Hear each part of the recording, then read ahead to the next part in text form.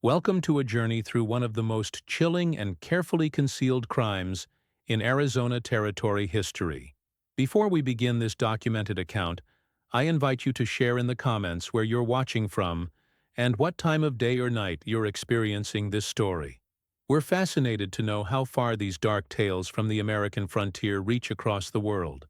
In the harsh desert landscape of Arizona Territory, beneath the relentless sun of 1884, a tale of calculated evil unfolded that would remain buried in territorial archives for over a century. This is the documented story of what became known as the Copper Ridge Incident, a series of events surrounding the Caldwell Sisters and their establishment that offered weary travelers far more than simple lodging and meals. The year was 1884. Arizona Territory had been established for just over 2 decades, yet it remained a land where federal law was more suggestion than reality. The promise of silver, copper, and gold continued to draw desperate men from across the nation to this unforgiving wilderness. Approximately 23 miles southwest of Flagstaff, along what pioneers called the Devil's Highway, stood a small settlement known as Copper Ridge. The community consisted of little more than a handful of wooden structures, a trading post, and a prominent stone building that served as both inn and saloon, known locally as the Desert Rose. This establishment would become the center of a horror that defied the imagination of even the most hardened frontier dwellers. Arizona Territory in the 1880s remained largely untamed. President Chester Arthur had signed legislation the previous year establishing new territorial boundaries, but governance remained sporadic at best. The Apache Wars continued to rage, with Geronimo's final campaign still 3 years in the future.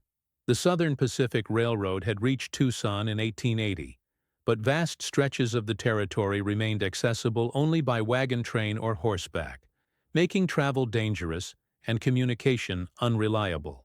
Flagstaff had been established just 3 years earlier as a railroad town, struggling to maintain order among the influx of railroad workers, miners, and settlers.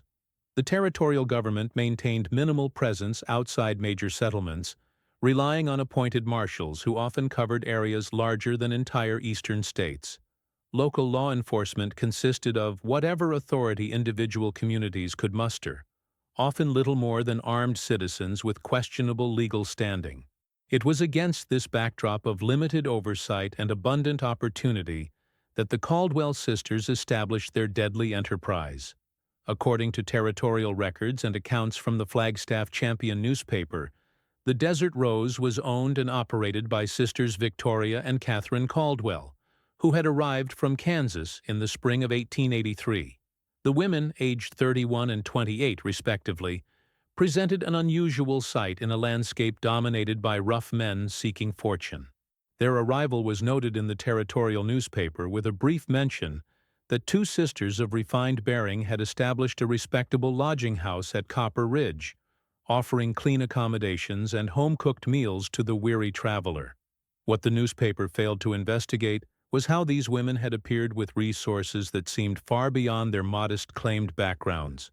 County deed records show they purchased the substantial stone building and surrounding land with cash, an unusual transaction for anyone in that era, particularly women traveling without male protection or obvious means of support. More puzzling still was that no one in the community questioned their presence or their wealth. The territorial census of 1880 lists no Caldwells in Arizona Territory, and subsequent inquiries to Kansas authorities revealed no record of sisters matching their descriptions from the counties they claimed as their origin. It was as if they had materialized from the desert itself, carrying with them resources and a dark purpose that would not become apparent until many lives had been lost. The settlement of Copper Ridge itself had a troubled history even before the sisters' arrival. Founded in 1879 as a mining outpost after significant copper deposits were discovered in the nearby mountains, it had experienced brief prosperity before a series of violent incidents earned it a reputation as cursed ground among the superstitious miners and travelers who passed through. In 1881, 5 prospectors were found dead in their claim, officially attributed to a dispute over boundaries, though the violence of their deaths suggested something far more sinister. A letter from Indian agent Thomas Morrison to the Commissioner of Indian Affairs in Washington, dated September 1882, describes Copper Ridge as a settlement of questionable character, frequented by men seeking to avoid scrutiny from both military and civilian authorities. Morrison noted that the settlement's location in a narrow canyon with multiple escape routes into the surrounding mountains made it ideally situated for those who might need to depart hastily. By the time the Caldwell sisters arrived, Copper Ridge was in decline, with many miners having moved on to more promising claims elsewhere. The previous year, the settlement's first saloon owner had been discovered dead in his establishment under circumstances that were never satisfactorily explained. Officially ruled a robbery gone wrong, though nothing of value appeared to have been taken. The territorial government maintained a small office there due to its strategic location on the route between Flagstaff and the southern mining districts, making it a natural stopping point for travelers and freight wagons. This positioning would prove crucial to the sisters' operation. The Desert Rose stood at the settlement's center, impossible to avoid for anyone passing through the area. For travelers heading deeper into the wilderness, it represented a final opportunity for civilized comfort. For those returning to established towns, it offered welcome relief after days or weeks in the harsh landscape. The building itself had an unusual and somewhat mysterious history. Originally constructed in 1880 by a Scottish immigrant named Duncan MacLeod as a combination trading post and fortress, it had been built with defense in mind. Thick stone walls, narrow windows, and a design that incorporated elements more suited to a medieval castle than a frontier establishment. MacLeod had incorporated architectural features that seemed excessive for normal frontier construction. A deep cellar carved into the bedrock, multiple hidden compartments built into the walls, and a second story with commanding views of all approaches to the settlement. Local folklore, recorded by territorial surveyor James Henderson in 1883, held that MacLeod had built secret passages and hiding places throughout the structure, a common practice among frontier settlers who distrusted banks and had reason to conceal their assets or themselves. Whether this was true or merely convenient legend that later helped explain the sisters' modifications to the building remains uncertain. What is documented is that MacLeod died under mysterious circumstances in late 1882. The territorial coroner's report simply states death by misadventure, though a marginal note mentions unusual discoloration of the skin and evidence of convulsions before death. His property passed briefly to a mining consortium that never occupied it, then to a merchant named Harrison who operated it for 4 months before selling to the Caldwell sisters. The transaction was completed with unusual haste, and Harrison left the territory immediately afterward, claiming urgent business in California. The sisters immediately set about transforming the property. They hired local laborers to make extensive modifications, paying generously for swift work and absolute discretion. Miguel Santos, one of the stonemasons employed, later recalled to investigators that the sisters had very specific requirements for their renovations. They wanted additional rooms carved into the bedrock beneath the building, reinforced doors with multiple locks, and what they described as storage areas that required particular ventilation. Santos noted that they paid in gold coin and asked no questions, so neither did the workers. The renovations took approximately 8 weeks, during which the sisters stayed at a boarding house in Flagstaff, making frequent trips to oversee the work. Workers noted that Victoria, the elder sister, handled all financial transactions and seemed to have detailed architectural knowledge, while Catherine carried notebooks in which she made precise measurements and sketches. The sisters always arrived together and departed together, speaking little to the workers beyond giving specific instructions. By June 1883, the Desert Rose was open for business. The transformation was remarkable. The rough trading post had become an establishment that would not have been out of place in San Francisco or Denver. Polished stone floors, actual glass windows transported at considerable expense from the railroad, and furnishings that must have cost more than most frontier businesses earned in a year. According to the Flagstaff Champion, The opening drew visitors from as far as 50 miles away, curious to see the establishment that was bringing Eastern refinement to our rugged territory. The article described Victoria Caldwell as a woman of striking appearance and commanding presence who manages the establishment with efficiency and grace, while Catherine was noted as more reserved but equally dedicated to ensuring guest comfort.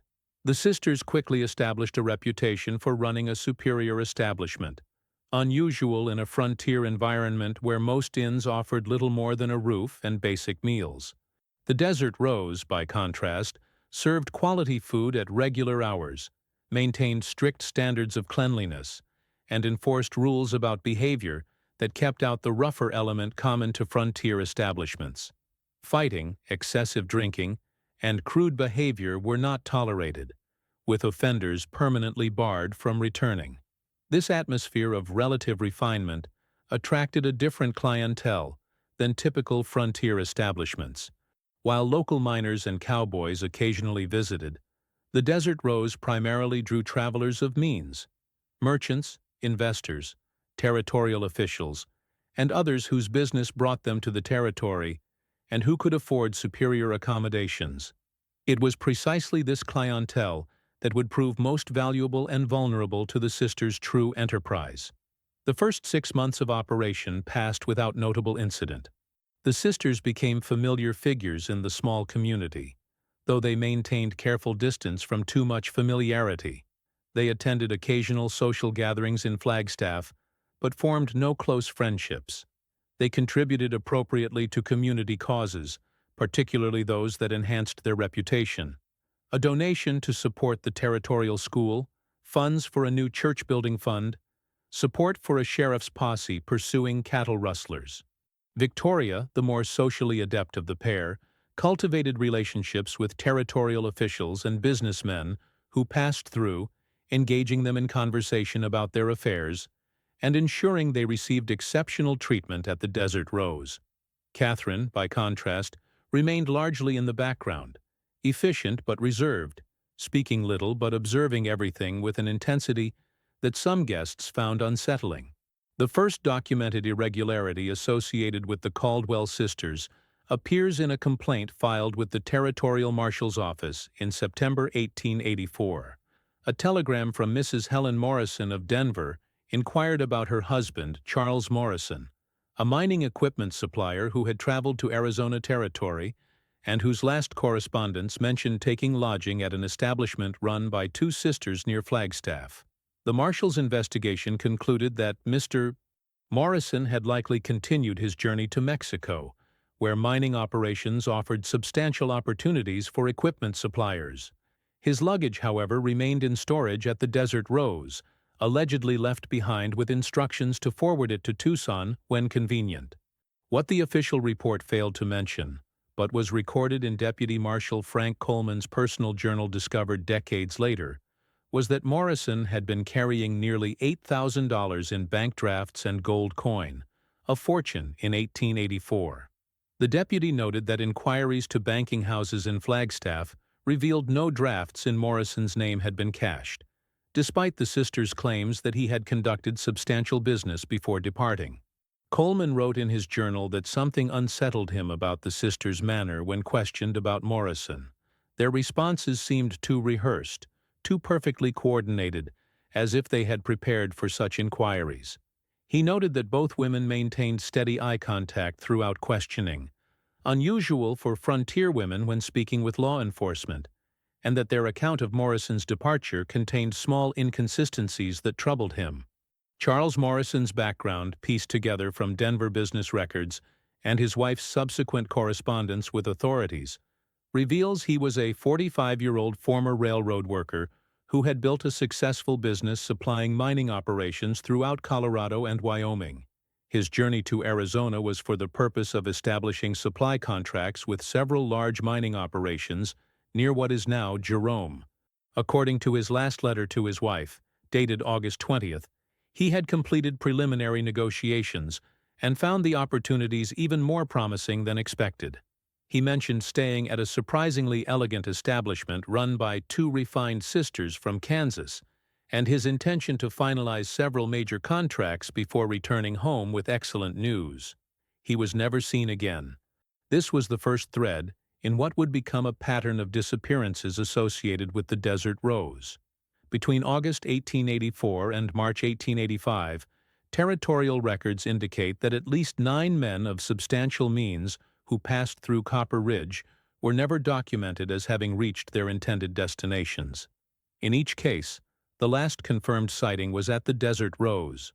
What makes this case particularly disturbing is not merely the disappearances themselves, but the calculated efficiency with which the sisters operated, and the community's willful blindness to the obvious pattern. As one former resident interviewed in 1954 by Arizona State University researchers recalled, folks in Copper Ridge knew something wasn't natural about those women. The way they'd take special interest in certain travelers, always the ones traveling alone with obvious money. But nobody said nothing. In those days, you minded your own business if you wanted to keep breathing, especially when the people in question were contributing to the local economy. Another account from Martha Hendricks, whose father had operated the settlement's general store, revealed more troubling details. Father noticed that after certain guests stayed at the Desert Rose, one of the sisters would visit his store with unusual requests. Once it was for large quantities of lye soap and coal oil, amounts that seemed excessive for normal cleaning. Another time she sought to purchase shovels and pickaxes well after dark, claiming they needed to expand their root cellar. Father said her hands were stained dark that night, though she wore gloves during all subsequent visits to the store. The operation of the sisters' establishment followed a discernible pattern. According to assembled accounts, the Desert Rose offered 2 types of accommodations: standard rooms with shared facilities for common travelers, and premium suites for guests of means. These premium suites were located in the building's rear section, where it was built directly into the canyon wall, a curious architectural feature that would later prove significant. The building itself, constructed originally as a fortified trading post, had been modified extensively by the sisters. County records show they filed permits for structural improvements within days of acquiring the property. These improvements, ostensibly to expand guest quarters and improve security, created the hidden infrastructure that would facilitate their crimes. Victoria, the elder sister, typically managed the main floor, serving meals and engaging patrons in conversation.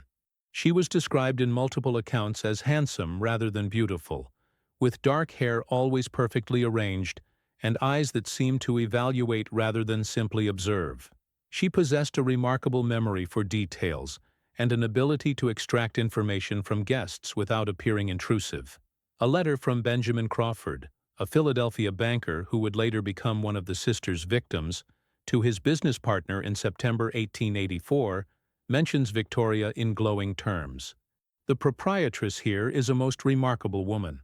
Within minutes of my arrival, she had determined the nature of my business in the territory, the extent of my holdings in Pennsylvania, and even details about my family that I rarely discuss with strangers. I found myself speaking more openly than is my custom, particularly regarding financial matters. There is something in her manner that inspires confidence and encourages candor, though upon reflection I wonder at my own unusual openness with a stranger. Catherine, described in accounts as the quiet one with eyes like winter, managed the rooms and supervised meal preparation. Where Victoria was engaging and charismatic, Catherine was reserved, efficient, and watchful. The contrast in their personalities created a dynamic that served their operation perfectly. Victoria identified and charmed potential victims, while Catherine managed the practical aspects of their elimination. A journal entry from Rebecca Martinez, a rare female guest who stayed at the Desert Rose while traveling to join her husband in Prescott, provides insight into Catherine's unsettling presence. The younger Miss Caldwell moves through the establishment like a shadow, appearing suddenly where you least expect her. Twice I turned to find her standing silently behind me, watching. When I commented on her quiet movement, she smiled in a way that never reached her eyes, and said simply that in their business, it was important not to disturb the guests unnecessarily. Something in her gaze made me so uncomfortable that I decided to continue to Prescott that same day, rather than stay the planned second night. The atmosphere of refined comfort rare in frontier establishments made the Desert Rose a destination for precisely the clientele the sisters sought. Men of means traveling the territory on business rather than the rough miners and cowboys who populated most frontier establishments. Robert Finley, a mining engineer who stayed at the Desert Rose in November 1884 and later provided one of the few surviving first-hand accounts, wrote in his journal that Victoria Caldwell possessed an unusual memory for the personal details of her guests. Upon hearing he was bound for the Vulture Mine, she recalled precise information about 4 other gentlemen who had traveled that route in recent months, including details about their business affairs and personal circumstances. When Finley remarked upon this remarkable ability, her expression changed momentarily to something he could not quite identify before she laughed and explained that a successful hostess must remember her guests, particularly those she hoped might return with recommendations for others. Finley's journal, published in part in the Arizona Historical Review in 1956, continues with observations about Catherine. Miss Catherine maintains the establishment with attention to detail that borders on obsession. Every surface is spotless, every meal perfectly prepared, every guest room maintained as if expecting royalty. Yet there is something in her manner that makes one avoid direct eye contact. She moves through the rooms without sound, appearing where she had not been moments before. I confess to feeling constantly observed, though perhaps this is merely the natural wariness of a man accustomed to frontier dangers. Finley survived his stay, perhaps because he had mentioned colleagues who would be following the same route within days. Others were not so fortunate. The case of Benjamin Crawford provides a particularly well-documented example of the sisters' methodology. Crawford, the Philadelphia banker mentioned earlier, arrived at the Desert Rose on September 23, 1884. His purpose in the territory was to evaluate mining investments for his bank's western expansion. According to stage company records, he was carrying a substantial portfolio of bank drafts and letters of credit.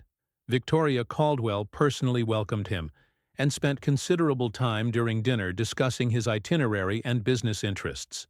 Catherine was observed taking his luggage to one of the premium suites and later bringing additional amenities, though Crawford had not requested them. The following morning, Crawford was not present for breakfast.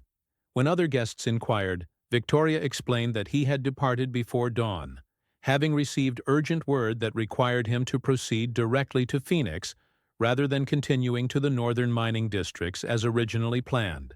She produced a note allegedly written by Crawford, thanking them for their exceptional hospitality and explaining his sudden change of plans. 3 weeks later, when Crawford failed to return to Philadelphia as scheduled, his bank initiated inquiries through territorial authorities. The investigation was perfunctory. The note was accepted as genuine, and Crawford's disappearance was attributed to the common frontier occurrence of men abandoning previous lives for new opportunities in the West. What investigators did not know was that Catherine Caldwell had made an extensive study of handwriting and document forgery. Among her personal effects discovered after their eventual flight was a notebook containing practiced signatures of at least 12 different men, including Crawford's. The precision of these forgeries was remarkable enough that when examined by a document specialist from Wells Fargo in 1954, he commented that they would have passed scrutiny at any bank of the period. The first tangible evidence that something was seriously wrong came in March 1885, when seasonal flooding caused significant erosion along the canyon behind the Desert Rose. A freight driver named Samuel Torres discovered what he initially thought was mining equipment protruding from the eroded bank. Closer inspection revealed human bones. According to the Territorial Marshal's report dated March 15th, an investigation uncovered the partial remains of what appeared to be 3 adult males. The report notes that the bodies appeared to have been buried for approximately 6 to 9 months, with identification impossible due to condition and absence of personal effects. What the official report omitted was that all 3 sets of remains showed evidence of having been bound with rope, and that fragments of the same type of rope were found throughout the Desert Rose. This detail appears only in Deputy Marshal Coleman's private notes, discovered among his effects after his death in 1913. Coleman's notes, written in a simple code that was not deciphered until 1958, reveal his growing suspicion of the Caldwell sisters. He wrote that he had found identical rope in the sisters' storage areas and had documented this evidence privately, but that Marshal Davis had advised him to let the matter rest without further investigation. Coleman later learned that Davis had received a substantial personal loan from Victoria Caldwell the previous winter to cover gambling debts. The deputy's position was precarious. As a subordinate with limited authority, challenging his superior or making accusations against established business owners with political connections could end his career or worse. Nevertheless, he continued to collect evidence secretly, maintaining an unofficial investigation. His notes detail observations of the sisters' behavioral patterns. Victoria always engages male travelers of obvious means in extended conversation, showing particular interest in those traveling alone with flexible schedules. Catherine always prepares the premium suites personally, allowing no other staff to clean or maintain them. After certain guests depart, the sisters often make purchases at the general store that seem inconsistent with normal inn operations, including unusual quantities of cleaning supplies and tools. The discovery of the remains prompted minimal official action. The bones were reburied in unmarked graves at the Flagstaff Cemetery, and the incident was attributed to typical frontier violence, possibly the result of robbery or personal disputes. No connection was publicly made to the Caldwell sisters or their establishment. In fact, the sisters' standing in the community seemed to improve around this time. A notice in the Flagstaff Champion for April 1885 mentioned their generous donation to the Territorial Hospital Fund, and Victoria Caldwell was appointed to serve on the newly formed Copper Ridge Town Council. Correspondence from the Territorial Governor's Office includes a letter commending the Caldwells for bringing civilization and prosperity to our developing territories and suggesting their establishment as a model for proper frontier development.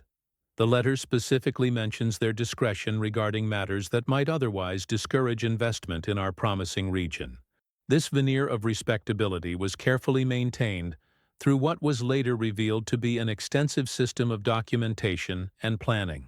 The sisters maintained detailed records of every guest, with particular attention to those traveling alone, those carrying significant funds, and those whose disappearance might go unnoticed for extended periods.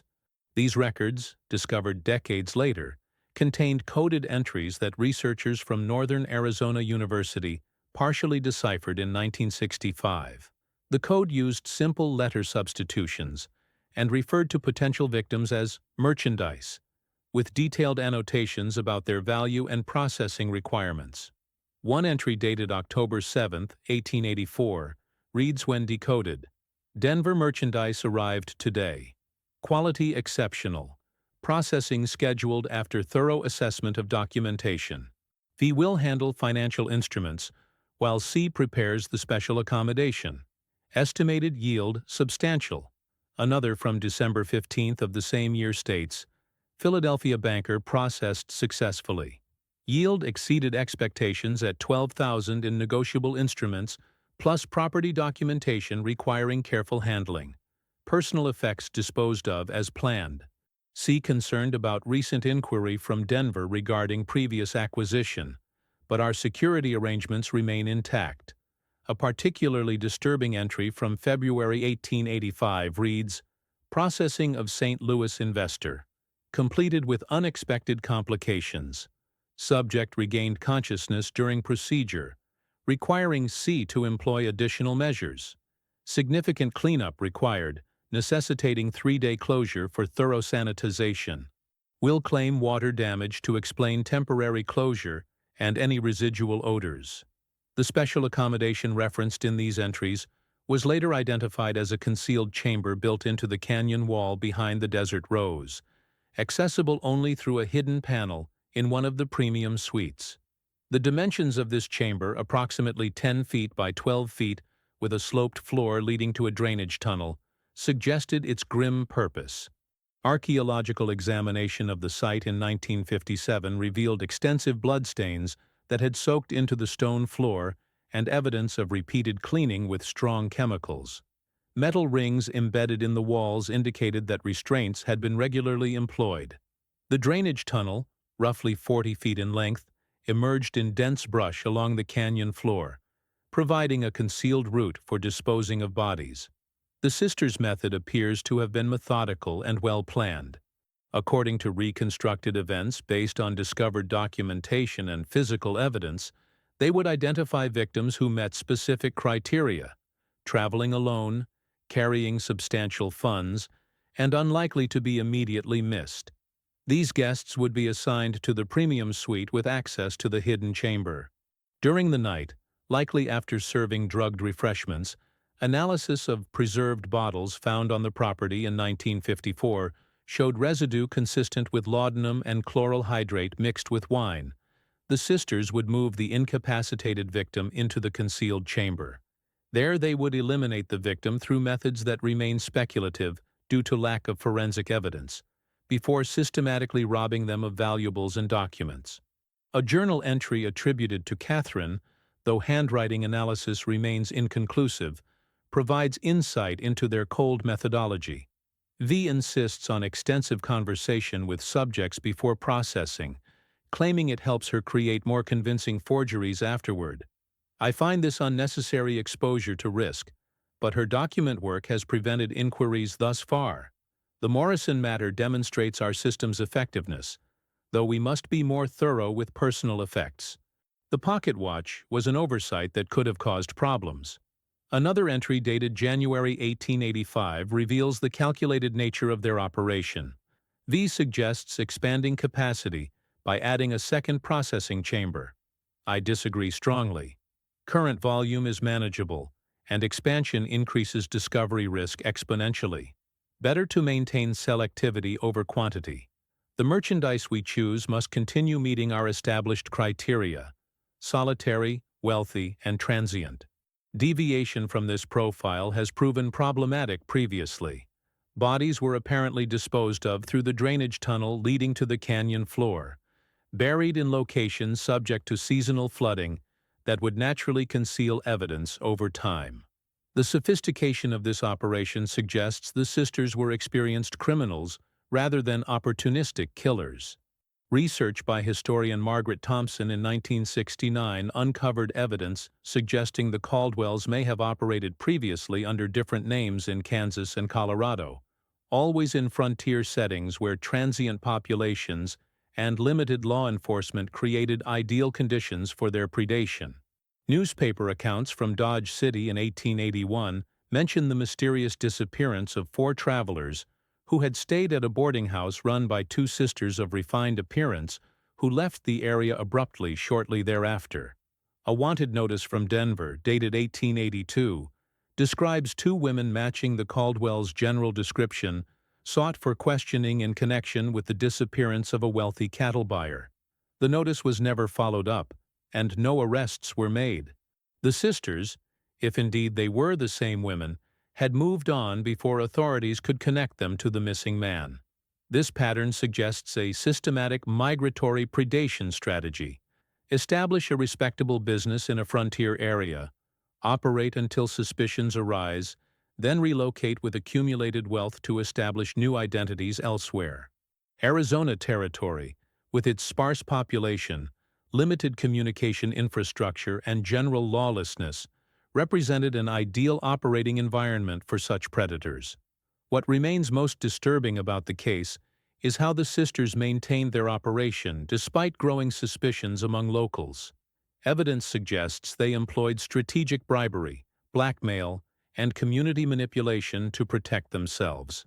A letter discovered in the territorial governor's archived correspondence in 1962, dated November 1884, reveals that Victoria Caldwell had made a substantial contribution to the governor's discretionary fund, accompanied by a note mentioning their mutual interest in ensuring continued territorial development without undue attention to unfortunate incidents that might discourage Eastern investment. The sisters also maintained what appears to have been a calculated system of financial leverage over community leaders. Ledgers from several Flagstaff businesses show that the Caldwells extended unusually generous credit terms to influential citizens, effectively purchasing silence through financial obligation. They also made strategic contributions to community projects that enhanced their reputation, while creating networks of beneficiaries reluctant to question their activities. The territorial newspaper editor received a business loan of $500 in October 1884, shortly after publishing a brief article questioning the number of solitary travelers who passed through Copper Ridge but never reached their stated destinations. No follow-up article ever appeared, and subsequent mentions of the Caldwells were uniformly positive.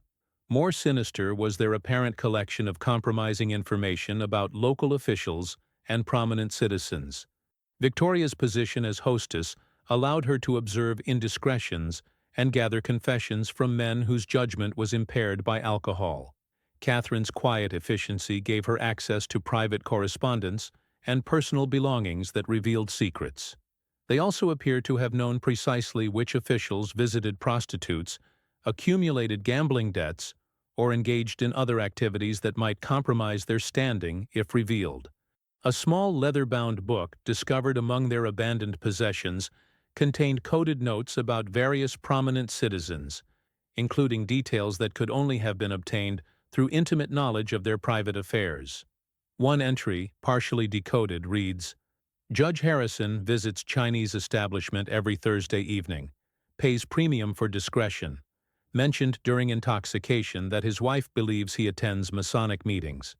Another notes, Marshall Davis now owes $1,800 to gambling establishment in Flagstaff. Fourth time his debt has been settled by unknown benefactor. Leverage increasing substantially. This combination of financial influence, social standing, and blackmail potential created a protective barrier around the sisters that allowed them to operate with virtual impunity. When questions arose, they were quickly silenced by those whose interests aligned with maintaining the status quo. The case of Charles Morrison exemplifies this dynamic perfectly. When his wife's persistent inquiries reached territorial authorities, the investigation was deliberately superficial. Marshall Davis, whose gambling debts to Victoria Caldwell were documented in her private records, concluded that Morrison had simply continued his journey without informing his wife, a common enough occurrence on the frontier to seem plausible. Mrs. Morrison, however, refused to accept this explanation. In November 1884, she traveled to Flagstaff herself, an arduous and dangerous journey for a woman alone. Her diary, preserved in the Colorado Historical Society collection, records her mounting frustration with official indifference. "The authorities here seem determined to dismiss my concerns as female hysteria.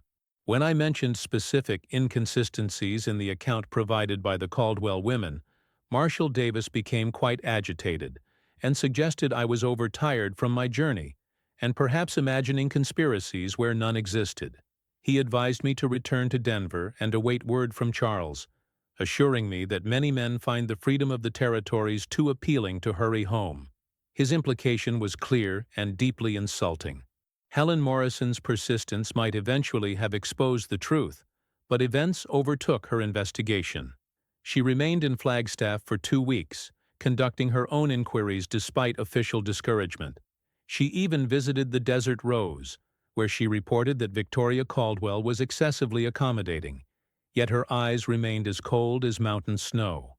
What Mrs. Morrison did not realize was that her presence had created considerable alarm for the sisters.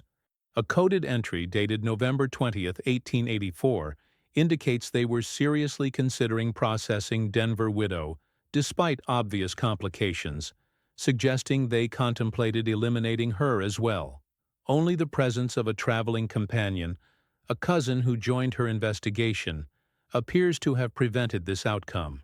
Mrs. Morrison's inquiries, while unsuccessful immediately, did create scrutiny that made the sisters increasingly cautious. Their coded communications from this period show growing concern about unwanted attention and discussion of possibly relocating operations to a less conspicuous location. One entry from December 1884 reads, V concerned about persistent widow from Denver. C believes waiting for situation to resolve naturally is safest approach. Current inventory sufficient for comfortable transition if relocation becomes necessary. Southern location previously discussed remains viable alternative. The Caldwell Sisters operation might have continued indefinitely had it not been for an unexpected development in April 1885.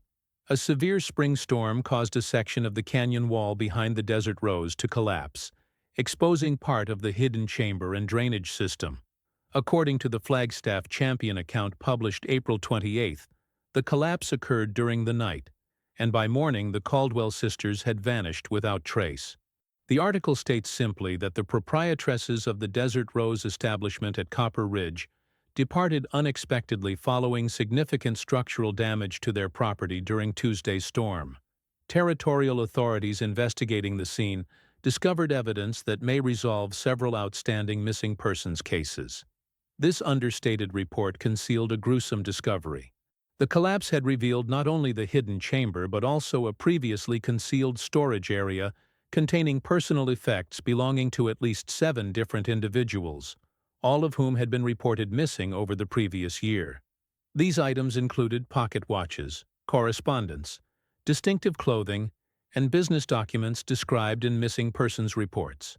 Most damning was a detailed ledger containing comprehensive information about each victim, including amounts stolen, disposal methods, and techniques used to forge documents or send false correspondence to family members. The ledger, only portions of which survived a suspicious fire at the Territorial Marshal's office in 1887, included entries such as Crawford, Philadelphia banker, processed September 24, yielded $11,000 in negotiable instruments, plus property documentation requiring careful handling. Sent letter to bank partner claiming extended illness requiring prolonged stay in Santa Fe. Will create death certificate from Santa Fe after appropriate interval.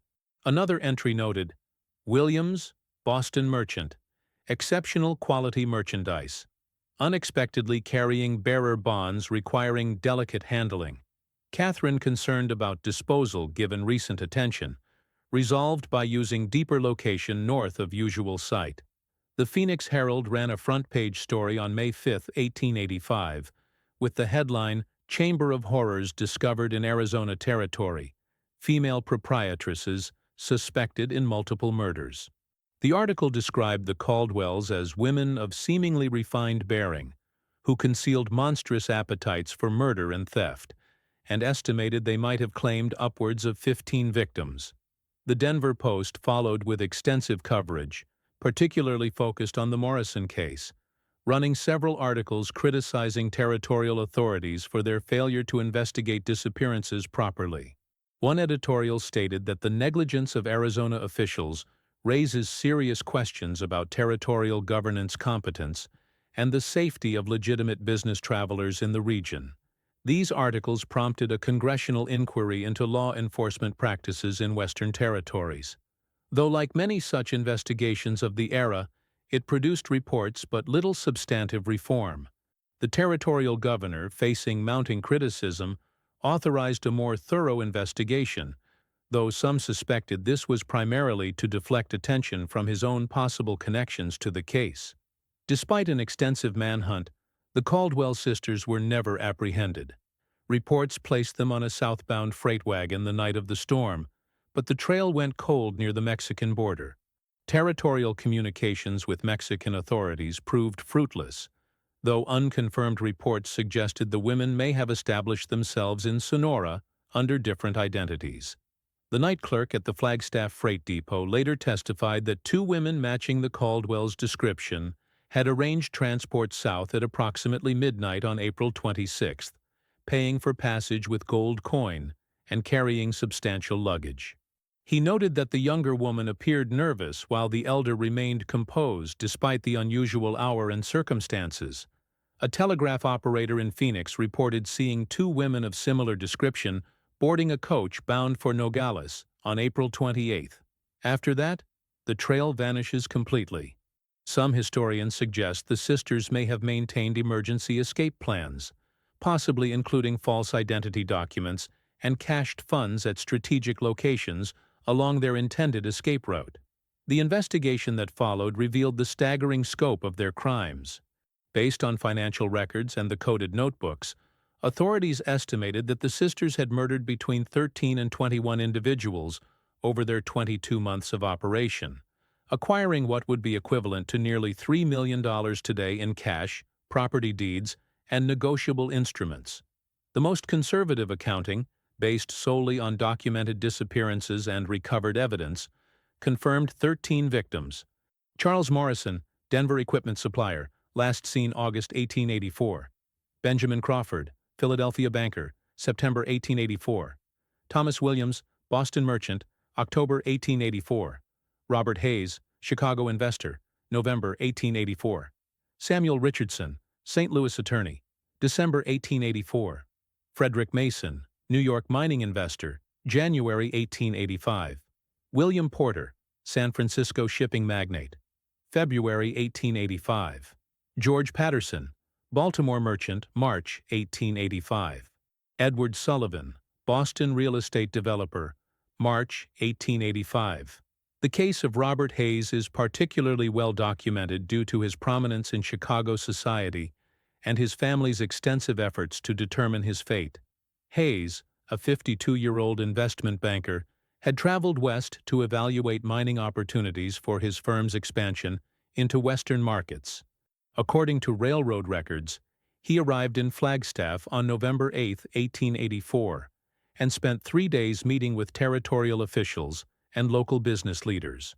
On November 11th, he traveled to Copper Ridge to examine mining claims in the area, taking lodging at the Desert Rose. According to later testimony, Victoria Caldwell personally welcomed him and spent considerable time during dinner discussing his investment interests and business background. The following morning, when another guest inquired about sharing transportation back to Flagstaff, he was informed that Mr. Hayes had departed early, having decided to examine additional claims in the Southern Territories before returning east. A note purportedly from Hayes was produced, thanking the sisters for their hospitality and indicating his change of plans. When Hayes failed to return to Chicago as scheduled, his family initiated inquiries through business contacts and eventually hired Pinkerton detectives to investigate his disappearance.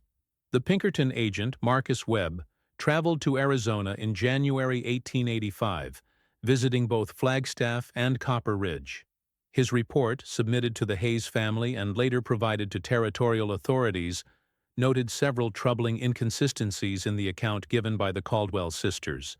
Most significantly, Webb discovered that the mining operation Hayes had supposedly gone to examine had ceased operations 2 months before his arrival in the territory, information that a well-connected investor like Hayes would certainly have known. Additionally, no one at any settlement along the southern route recalled seeing Hayes, despite his distinctive Eastern attire and formal manner that would have been notable in rough mining communities. Webb's report concluded that it was his professional opinion that Mr. Hayes never left the Desert Rose establishment alive. The proprietress's account contains numerous contradictions, suggesting deliberate deception rather than confusion or poor memory.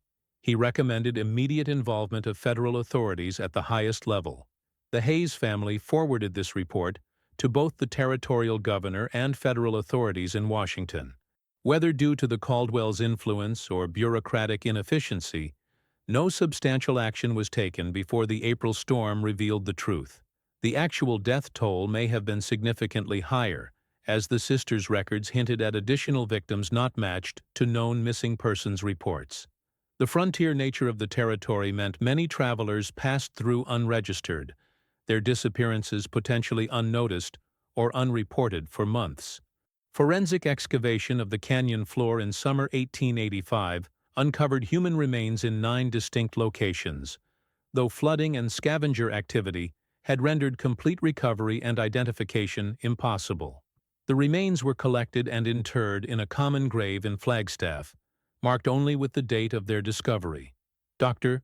Samuel Jenkins, who examined the recovered remains, noted in his report that the condition of skeletal elements suggested various methods of dispatch, including blunt force trauma to the skull in at least 4 cases, and what appeared to be knife wounds to the neck area in 3 others. 2 sets of remains showed evidence of binding at both wrists and ankles, with stress fractures suggesting the individuals had struggled significantly before death. The financial impact of the sisters' crimes extended far beyond the immediate victims. Property deeds had been fraudulently transferred, business arrangements disrupted, and estates left in legal limbo. Territorial courts were burdened with related cases for years, attempting to unravel the complex web of financial manipulations the Caldwells had orchestrated.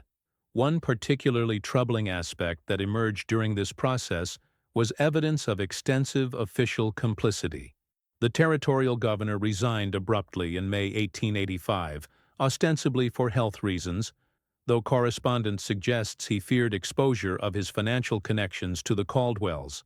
Marshall Davis was removed from office following an investigation that revealed he had received substantial loans from Victoria Caldwell, coinciding with periods when inquiries about missing persons were redirected or dismissed without proper investigation.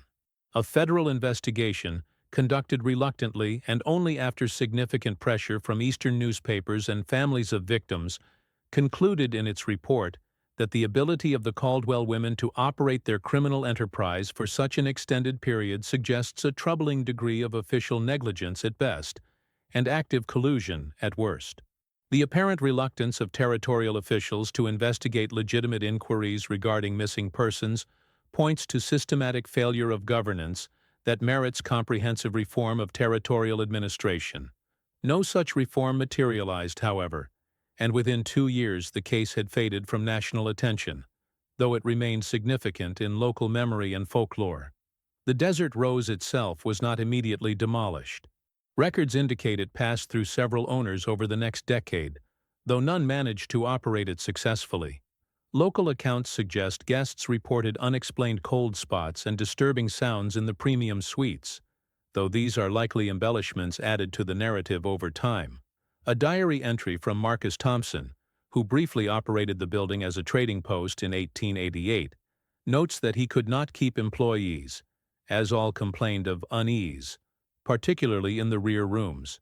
Last month, Rodriguez refused to enter the storage area, claiming he heard voices from within the walls. Found nothing upon investigation, but must admit the place has an unwholesome atmosphere that affects business adversely. In 1892, the building was destroyed in a fire of suspicious origin. The local newspaper reported simply that the former Desert Rose establishment, site of notorious events some years past, was consumed by fire Wednesday evening. No injuries reported as the building stood vacant at the time. Territorial authorities investigating possible arson.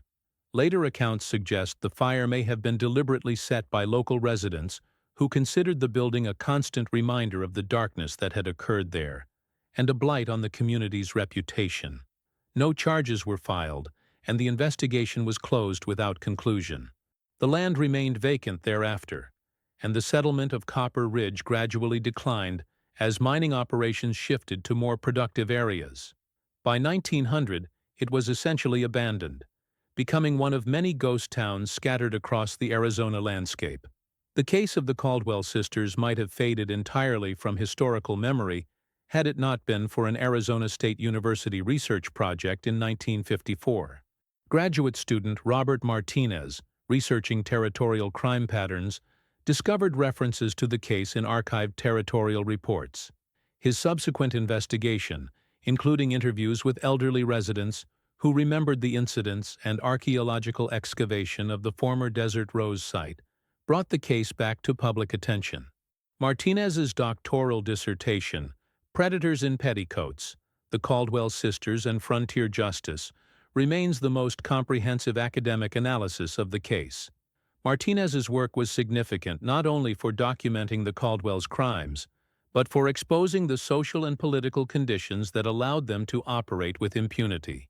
His research revealed that frontier communities often prioritized economic stability and development over justice, creating environments where predators could thrive if they understood how to manipulate local power structures.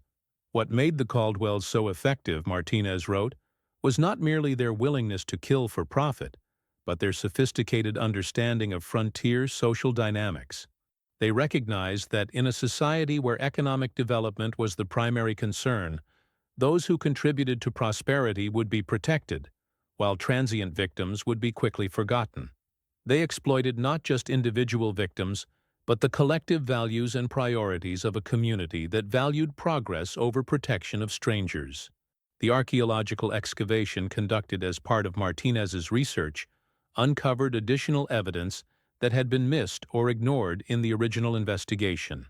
The foundations of the hidden chamber were fully exposed, along with artifacts including medical instruments, restraints, and personal items belonging to victims that had not been recovered in 1885. Most significantly, Martinez discovered a metal strongbox buried beneath what had been the floor of the sisters' private quarters. The box contained documents that had escaped the original investigation, including additional coded ledgers and correspondence that further illuminated the extent and methodology of their operation. In 1965, additional material came to light when renovations to the old territorial governor's mansion in Flagstaff revealed a hidden compartment containing correspondence between Victoria Caldwell and several territorial officials. These letters strongly suggested a network of corruption that had helped shield the sisters from scrutiny and potentially facilitated their escape. The most damning document was a letter dated April 24, 1885, just 2 days before the sisters' disappearance, warning them that Mrs. Morrison's continued inquiries were attracting unwanted federal attention, and suggesting they consider immediate relocation before the situation becomes untenable. The letter was signed only with initials matching those of a prominent territorial judge. This discovery prompted renewed interest in the case, with several historians and criminologists publishing analyses during the 1960s and 1970s.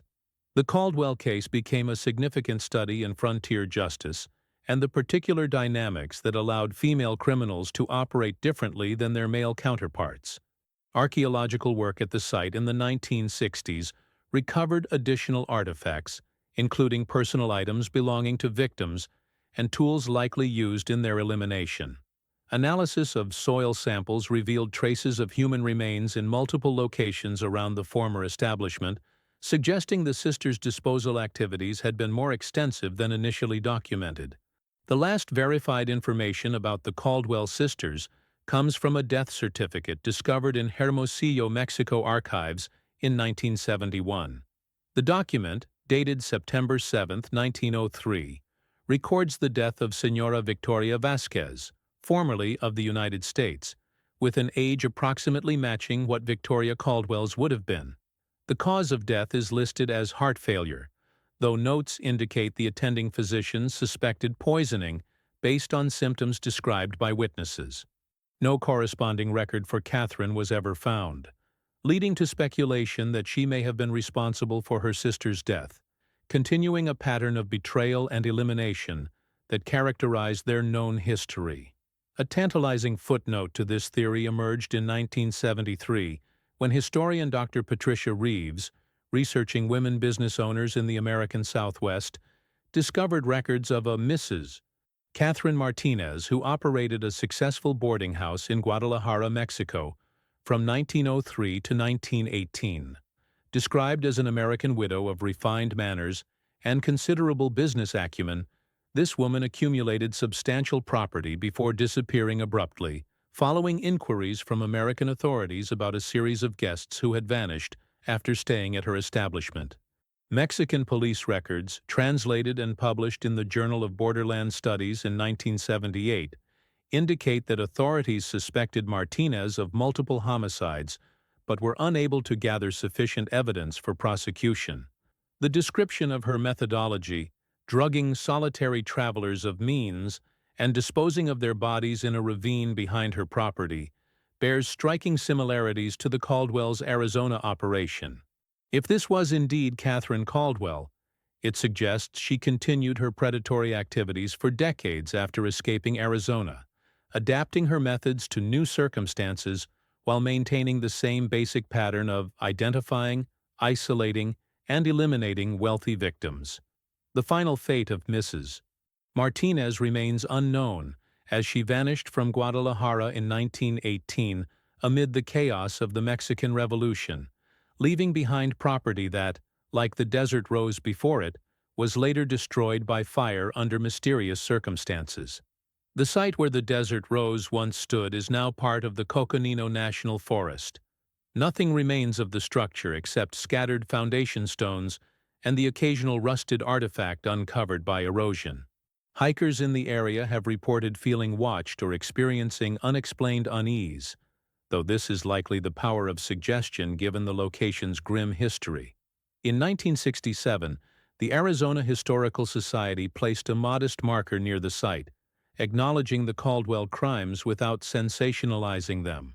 The plaque reads simply, "Near this site stood the Desert Rose Inn and Saloon, 1883-1885, scene of multiple disappearances and murders during the territorial period. A reminder that justice delayed is justice denied, and a dark chapter in our shared history." The case has continued to fascinate historians, criminologists, and the general public. It has been the subject of numerous books, articles, and documentary films. The combination of female perpetrators, frontier setting, and the extensive nature of the crimes makes it a compelling, if disturbing, chapter in Western American history. Perhaps most troubling is the possibility that the Caldwell sisters were not unique. The frontier offered ample opportunity for predators to operate with minimal oversight, and the transient nature of the population made disappearances easy to dismiss or ignore. How many other such operations existed, run by individuals who, unlike the Caldwells, were never exposed? Historian Dr. Margaret Nelson, in her analysis of frontier criminality, notes that the mythology of the West focuses on outlaws like Jesse James or Billy the Kid, men who operated openly and whose crimes were acknowledged, if sometimes romanticized. Far less attention is paid to those who worked in shadows, particularly women who used the gender expectations of their era as camouflage for predation. The Caldwell case challenges conventional understanding of frontier crime and gender roles. In an era when women were generally viewed as civilizing influences and moral guardians, the sisters weaponized those very perceptions, creating a veneer of respectability that concealed their calculated brutality. Dr. Sarah Ramsey, professor of criminology at Arizona State University, observes in her 1998 analysis that the Caldwells exploited period assumptions about female behavior. In a society that viewed women as inherently nurturing and morally superior, the idea of women as systematic predators was almost inconceivable. This cultural blind spot created perfect camouflage for their operation. Their gender became their most effective disguise, allowing them to operate in plain sight while suspicion fell on the usual suspects: drifters, outlaws, and other men operating outside social norms. The case raises disturbing questions about how communities can become complicit in evil through silence, convenience, or self-interest. The residents of Copper Ridge knew something was wrong. The pattern was too obvious, the coincidences too numerous, the sisters' wealth too inexplicable. Yet economic benefit and frontier pragmatism created a conspiracy of silence that cost many lives. As territorial Judge William Hayes wrote in his private journal, discovered among his effects after his death in 1895, the Caldwell matter represents a failure not merely of law enforcement, but of community conscience. When we prioritize prosperity over protection, when we value our comfort over the lives of strangers, we create the very wilderness we claim to be civilizing. His words seem particularly ironic, given evidence suggesting his own possible complicity in warning the sisters before their escape, a complexity that underscores the moral ambiguity characterizing frontier justice. The psychological aspects of the Caldwell case have attracted attention from modern criminologists. Dr. Michael Morrison, in his 2005 analysis, Partners in Predation: The Psychology of Collaborative Female Killers, suggests the sisters represented a rare but documented pattern of complementary pathology. In the Caldwell case, we see evidence of what would now be classified as a dominant psychopath, Victoria, paired with a more methodical accomplice, Catherine. The elder sister appears to have possessed the charisma and manipulative abilities characteristic of psychopathic personality disorder, while the younger provided the systematic attention to detail that made their operation successful. Such partnerships are particularly dangerous precisely because they combine predatory cunning with practical efficiency. Morrison notes that while many historical serial killers acted from psychological compulsion or sexual motivation, the Caldwells represent a different category of predator, one motivated primarily by material gain and operating with businesslike efficiency. Their methodology was more akin to organized crime than to the impulsive violence typically associated with frontier murders. The sisters, he writes, approached murder as a commercial enterprise, with clearly defined processes, careful record-keeping, and strategic planning. They viewed their victims not as people, but as resources to be harvested, a perspective evident in their coded references to merchandise and processing. This commodification of human life represents a particularly chilling form of psychopathy. The final word on the Caldwell sisters appropriately belongs to someone who narrowly escaped becoming their victim. Robert Finley, the mining engineer who stayed at the Desert Rose in 1884, wrote in his memoir published in 1901, after learning of the discoveries at Copper Ridge, "I recall with perfect clarity the moment Miss Victoria poured my evening wine. There was something in her eyes as she watched me drink, a curious anticipation quickly masked by practiced charm. I declined a second glass, claiming fatigue, but remained awake throughout the night with my door secured. I heard faint sounds of movement in the corridor, and what seemed like scraping from within the walls themselves. I departed at dawn, earlier than I had informed the sisters I would leave,